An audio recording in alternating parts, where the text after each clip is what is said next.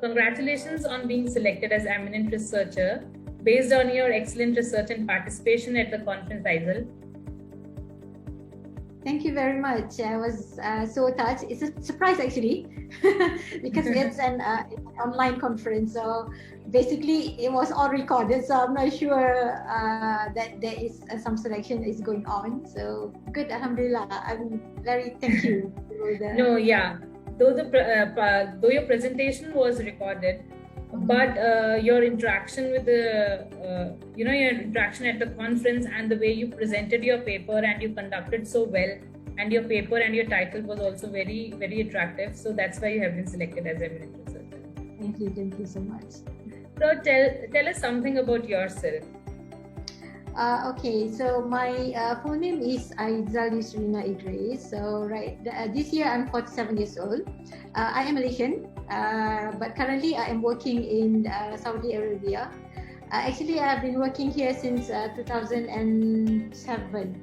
Yeah, 2007, from 2007. So it's almost 15 years like that. I am married with 3 children. And 2 of my daughters are already in university level. The first one is in the 2nd year. The second one is only in the foundation, and they are both in Malaysia right now, in local University of Malaysia. I only have my 3rd son right now with me here in Saudi. He is now in grade 5, grade 6, like that. Okay. Now on academic profile for me, I am currently pursuing my PhD. It is already at the last stage, inshallah. Probably, actually, I'm just waiting for the examination for my thesis. I already intend to submit. So I'm waiting for the process to proceed with the examination and viva and so on. Please pray for me for that. Okay, we'll pray for that. Yes. And then I had my master in computer science. I did my master in Malaysia as well. That was in 1999. I completed in 1999. Okay. And my bachelor was in information technology with specialization in industrial computing. Also in Malaysia, that was in University Kebangsaan Malaysia, National University of Malaysia, for both my bachelor and also my master. So I graduated my bachelor in 1997. Okay. So 1998, I worked at about like 1 year. About 1 year, not more than 1 year, just about 1 year. I worked in the field. Then I applied for master. After master, immediately I joined education. So my first job is as assistant software engineer. After my degree, so I worked in a company, in a software house company in Malaysia. That is about 1 year before I applied for my master. Then I did my master's. Finishing my master, I joined my first education institution, which is in Malaysia, University Tun Abdul Razak. That was, if you heard about this university, that was actually the first considered virtual university in Malaysia. We started at that time. I was among the pioneers in the university. We started having this online classes. There are face-to-face classes of once in a while, but most of the time it's actually online classes. If I can recall, I think we were using a Blackboard platform at that time. It was totally new. In 2000, yes, the year 2000. So it's like a new venture for us, being the pioneer of the university. But it was a good experience. And now we are going, everybody is going back, right? Yeah.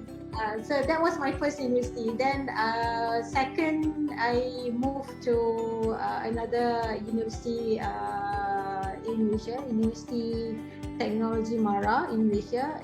That was because my husband had a new job, so I have to move to another state. So I applied for another place, and I was accepted in UiTM, University Technology Mara. About 3 years there before I apply for this position now in Yambuk, KSA.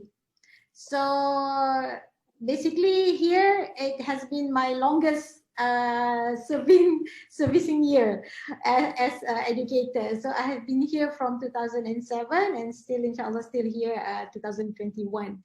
So that would be my background. Okay, great, great. Yeah. So tell us something about your research that you presented at the conference. Yeah, the one that I presented in the conference was related to my PhD, part of my PhD actually. So my PhD, basically it's about development and evaluation of electronic training system for professional development. So I call it as TASPOD, TASPOD. So the one that I presented is actually already on the third phase of my PhD, third or fourth phase on my PhD. I have designed the system, and also from that design I need to validate. So validation that I've done is according to ACTA, Applied Cognitive Task Analysis. That is the one that I presented that day in the conference, investigating task knowledge audit using ACTA techniques for my system design. So basically, it's not like a development of a whole complete system. It's only like a prototype where we start from need analysis and then we go through the process of validation. So we are just focusing on the process towards the development of that prototype. Okay. Yeah. Great, great. It was a nice research. So I would like to know about your motivation. What kept you going during COVID to carry out your research and participate in a conference? Yeah, of course, the first thing is because of my PhD. I need to complete. It's part of the requirement. So that is actually the major thing. Actually, I started my PhD before the pandemic. Okay. So yeah, before the pandemic, all the analysis all done before the pandemic. But since pandemic hit us for the past 2 years, so everything has to be conducted online and so on. So we have to like push ourselves. For me, frankly speaking, is actually my supervisor is the one that's pushing me a lot. Okay. Yeah, the mentors, I would agree to that, it is always mentor support that we keep on doing the research. Because we are stuck with the online situation. Everything is online. You have to monitor your children, you have to monitor yourself at the same time. And yeah, so I am very thankful, very, very thankful to my supervisor who keep on pushing me actually. So generally, the first thing is because of the PhD. It's a part of requirement. I need to move on. I need to go on to complete the PhD research. And secondly, of course, it's part of the passion to like to work on the research. Keep going on the research, even though we are not meeting other people physically. For the past like almost 2 years, right? We have been in the pandemic. We didn't go to physical offices. We just stay at home and do our work. It's only like from last semester, I mean beginning of last year, that for us we started coming to campuses. Even though the student did not start yet, but we have to come to campuses. So the past 1.5 years, it's the passion that we have. It's inside us that we need to move on. We need to do something slowly but surely. That is You're so true, so true. So what is your opinion on attending online conference rather than physical? As you said, you were not going anywhere or not meeting people. So attending an online conference as compared to physical conference during the pandemic, what is your opinion about it? First thing, if you're talking about the health factor, of course it's good to have it online. First, because all the SOP that we have to go through, if you have to go somewhere else outside the country, you need to do your swab test, you need to apply this and that. So there are so many things that involve. And also, we don't know who are the carriers to this virus. It's so like, something that it can be scary as well, because suddenly this person got and he didn't go anywhere. Things are around you that you see that they don't get out that much, but still they are affected with. So I think having an online conference, actually it's the best way from the health point of view. I agree on that one. Secondly, on the research part, like when there is online conference, so we know that we do have that motivation to continue with our research.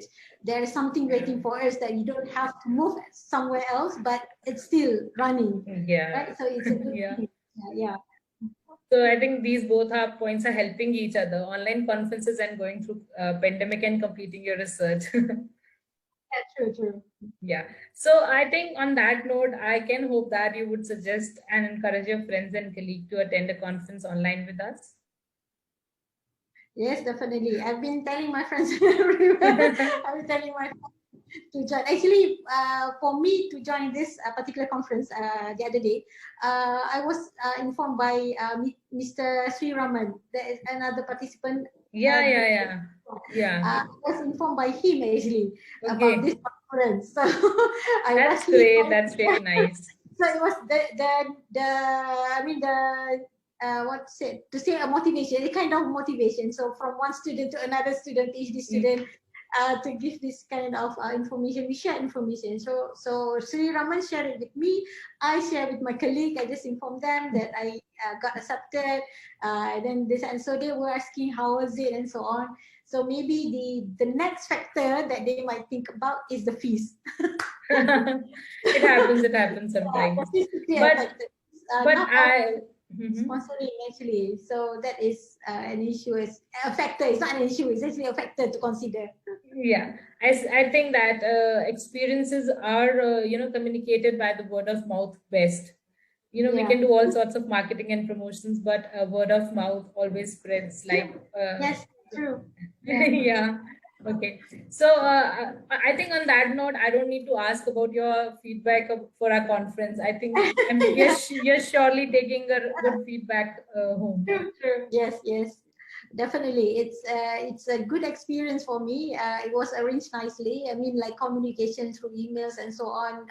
It was very timely response I received, and then easy to register from the website itself. So everything is, for me, everything is nice. I don't see anything that is any flaw from your side.